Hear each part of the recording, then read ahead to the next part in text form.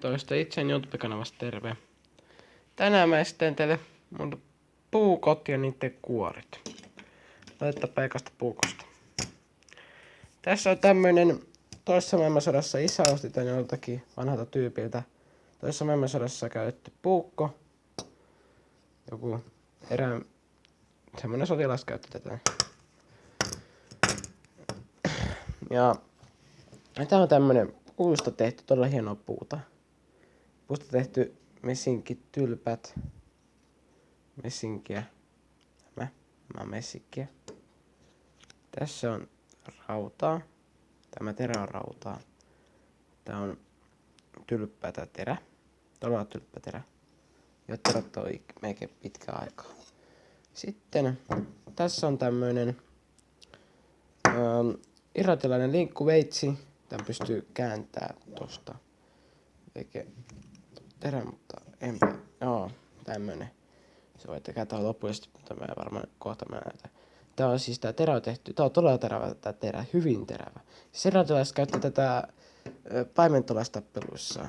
Kun noi paimentolaisia, niin ne tappeli näillä niitä. Ja tässä on tämmönen hieno design. Ja laitetaan noin tossa. Todella hyvin menee matkaan mukaan. Sitten tämmönen Martinin puukko. Hienoa puuta. Tämä tässä on hyvää puuta. Tässä on tämmönen messinkitylppä. Tässä on tämmönen rautateräs, jossa lukee tällä puolella Martin Finland. Ja sitten mennään kuorien pariin. No meillä on vaan 2 kuorta, koska tuohon linkkuveitsi ei mene mitään kuoria. Tässä on se toisen maailmansodan käytetty toi linkkuveitsen tää kuori. Ei linkkuveitsi, vaan tää puukon kuori. Tämmönen hieno nahkaa. Tässä on tämmönen siisti kuvio tässä. Tommonen todella siisti kuvio. Tässä on tämmöstä jotakin valkoista kulumajälkeä jotakin. Jostakin tullut, en mä tiedä missä. Sitten tässä on tämmöstä.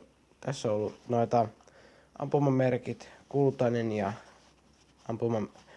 ampumamerkki ja sitten ihan tavallinen ampumamerkki tässä. Mutta niitä ei oo enää siinä. Sitten tässä on. Tää on tämmöstä hienoa nahkaa, hyvin tehty. Tässä on tämä pidike ja tää on tämmönen vähän. Todella siisti. Mä laitan tätä vielä. Yritetään laittaa tossa. Se on se, kun yrittää yhdellä kädellä tekee kaikki jutut. Eipä yritäkään. No tässä on sitten tää Martinin puukon nahkasuoja. Eli mä en ehtinyt muistamaan sitä näitä sisälmyksiä, vaikka niitä ei kyllä näe, kun on niin mustaa, niin pimeetä. Tässä on tämmönen hieno design myös. Ja muuten sitten yhteistyövideo. Hint 1928 Martini Finland lukee tässä. Tää on tämmöstä hyvää nahkaa tääkin. Mutta tässä on tämmöstä todella siistiä tämmöstä painaamaa kuin tuo tässä. No niin. Sitten mennään. Tällaista video tällä kertaa.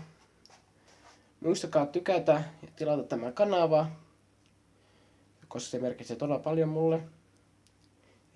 Ja jatkaa videota eteenpäin. Se oli Bentoista itseään kanava täällä. Hei!